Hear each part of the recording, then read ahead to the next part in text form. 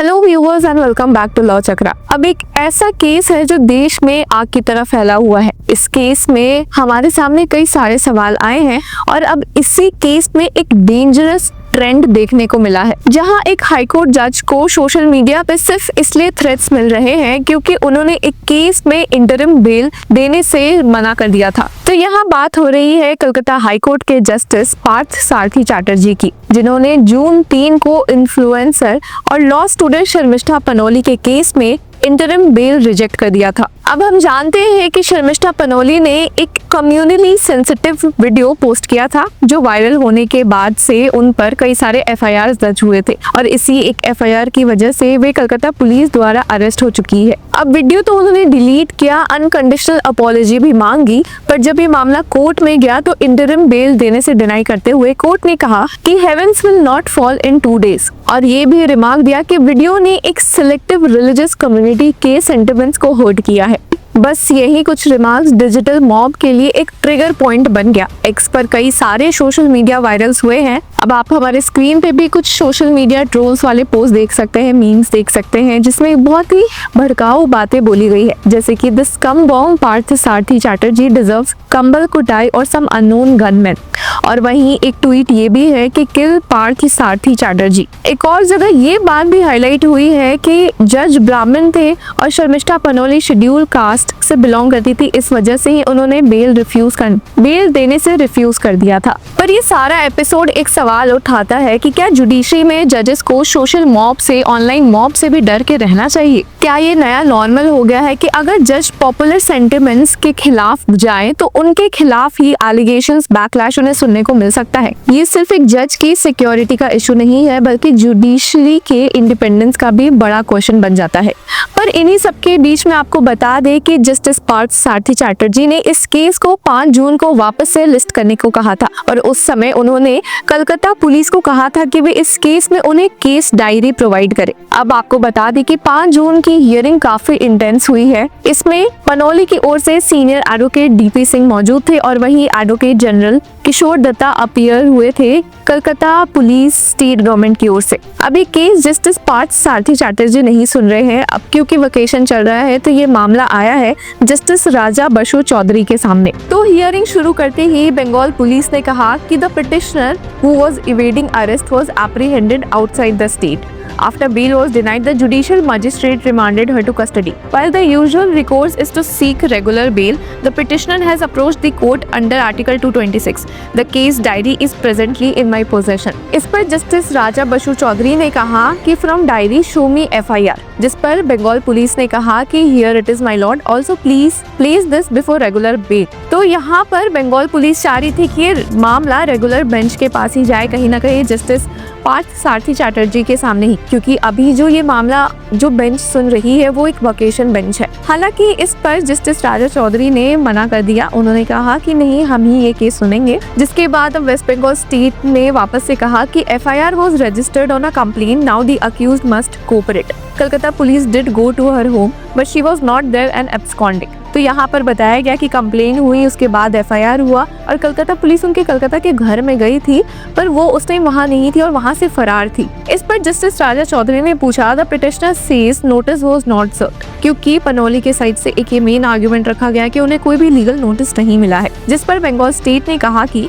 My lord we tried but we couldn't, then we went to get the warrant issued by a competent court, all procedures followed. यहाँ पर extra point Bengal government ने ये add किया कि उन्होंने इस case में ग्राउंड्स ऑफ अरेस्ट भी दिए थे। जिस पर जस्टिस राजा चौधरी ने कहा where is ground of arrest, tell me. पर यहाँ पर यह दिखा कि शायद ग्राउंड ऑफ अरेस्ट नहीं था, वारंट ऑफ अरेस्ट था, जिसको ही सफिशिएंट माना जा रहा है। इस पर जस्टिस राजा चौधरी ने सीधा सवाल किया कि ground is warrant of arrest, is that suffice? इस पर बंगाल स्टेट ने कहा कि लेटेस्ट सुप्रीम कोर्ट ऑर्डर से ये साफ है कि अगर वारंट ऑफ अरेस्ट भी है तो that is enough, ground of arrest देने की जरूरत नहीं है। इस पर जज ने बोला कि ओके लेट मी सी। बंगाल स्टेट ने वापस से कहा कि between 19 to 20 they took a flight to Delhi at 12:05 AM. Then we went to the Gurugram to arrest her. We found phone and laptop. इस पर जस्टिस राजा चौधरी ने कहा कि वो ये सब देखेंगे केस डायरी में, but simply because warrant was issued, we can't imagine that ground of arrest was given. यहाँ पर जस्टिस राजा चौधरी ने ऐड भी किया कि at this stage Sharmishtha is not required to know the contents of diary, but certainly she needs to know the ground of arrest, which state needs to prove in my court. उन्होंने यहाँ पर साफ कर दिया कि अगर कलकत्ता पुलिस ये लेकर चल रही है कि उनके पास वारंट ऑफ अरेस्ट है जिसकी वजह से ग्राउंड ऑफ अरेस्ट की जरूरत नहीं है, तो वो गलत है, क्योंकि शर्मिष्ठा को इस केस में ग्राउंड्स ऑफ अरेस्ट देने की जरूरत है और कोर्ट के सामने ये प्रूफ करने की भी जरूरत है कि ग्राउंड्स ऑफ अरेस्ट क्या थे।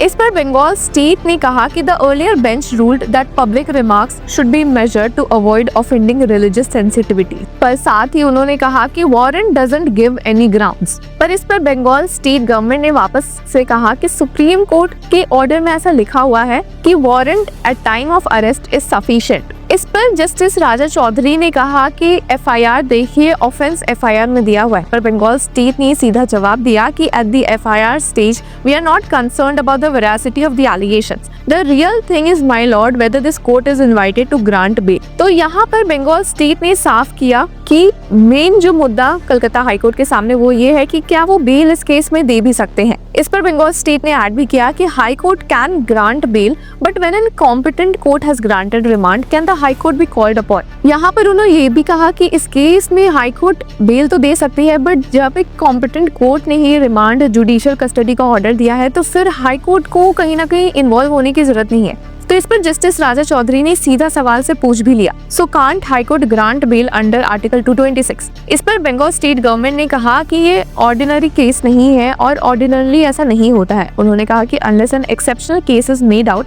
Bell can't be given. इस पर जस्टिस राजा चौधरी ने सीधा सवाल किया कि वो वीडियो कहाँ है जिसकी वजह से ये पूरा मामला शुरू हुआ है। इस पर वेस्ट बंगाल ने कहा कि उनके पास ट्रांसक्रिप्ट है, पर जस्टिस राजा चौधरी इस बात पे थे कि उन्हें क्लिप ही देखना है, वो स्टेट गवर्नमेंट के वर्जन से नहीं जा सकते। फिर इस पर बंगाल स्टेट ने कहा कि the consequence was the agitation that after this video was circulated, पर जस्टिस राजा चौधरी ने वापस से कहा कि CD will not do, so you have seizures of 1 black iPhone and 1 black laptop. इस पर जस्टिस राजा चौधरी ने शर्मिष्ठा के lawyer senior advocate DP Singh से सीधा सवाल किया कि why you have come before this court, why not any criminal court. इस पर सीनियर एडवोकेट डीपी सिंह ने कहा कि we will answer my lord, allow me to place everything before you.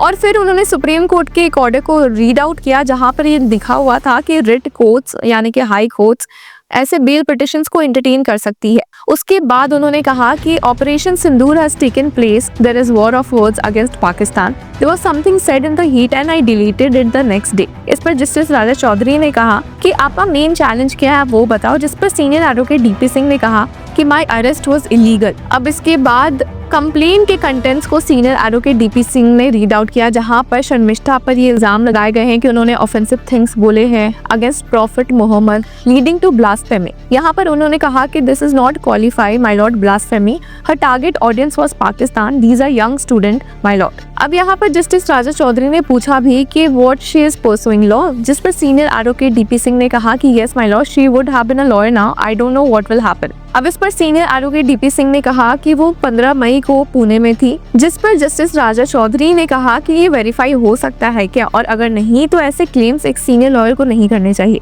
इस पर उन्होंने कहा कि yes I know my lord, जिस पर बंगाल स्टेट ने कहा कि she has also launched an FIR claiming threat to her life. मतलब यहाँ पर शर्मिष्ठा पनोली ने खुद एक एफआईआर फाइल किया है कि उनके खिलाफ डेथ थ्रेट्स, रेप थ्रेट्स ये सब बनाए जा रहे थे। इस पर जस्टिस राजा चौधरी ने कहा कि वी विल वेरीफाई दोज। इस पर जस्टिस राजा चौधरी ने पूछा कि is she in politics, is she a known personality, that the school she is studying into is mentioned in FIR, what is this. Justice Raja Chaudhary ने ये भी कहा कि on 14 May 2025 no document was disclosed, जिस पर बंगाल स्टेट ने कहा कि उनके पास एक पेन ड्राइव है। पर यहाँ पर सीनियर एडवोकेट डीपी सिंह ने वापस से कहा कि my lord she visited one of the police station, जिस पर जस्टिस राजा चौधरी ने कहा it can't be disputed that she visited one of the police station, but Bengal state police ने कहा कि it is not relevant to the matter and station भी different था। She went for her complaint जो उन्होंने file की थी कि उन्हें लाइफ थ्रेट्स मिल रहे थे। अब यहाँ पर जस्टिस राजा चौधरी ने कहा कि proof in 15 minutes that the arrest is illegal. Senior advocate DP Singh ने कहा कि मुझे इतने थ्रेट्स मिले थे इसलिए मैंने कंप्लेन किया, पर जस्टिस राजा चौधरी ने यहाँ पर अब स्टेट से पूछा, what arrest have been made basis her complete, this is about modesty of the young lady, you would be ashamed to see all these, I am saying this in public, after all she is a law student. तो यहाँ पर justice Raja Chaudhary ने कहीं ना कहीं Bengal state को फटकार लगाई है, इसलिए कि जो कंप्लेन, जो FIR शर्मिष्ठा पनोली ने फाइल करवाई थी उस पर कोई एक्शन नहीं लिया गया है। उनके खिलाफ जो FIR हुआ था उसके बेसिस पर उन्हें। अब व्यूअर्स, ये हियरिंग और लंबी चली है और इस हियरिंग के नेक्स्ट पार्ट में क्या हुआ है, क्या शर्मिष्ठा पनोली को बेल मिली है या नहीं, हम सब कुछ डिटेल में जरूर देखेंगे। पर तब तक के लिए की फॉलोइंग लॉ चक्रा।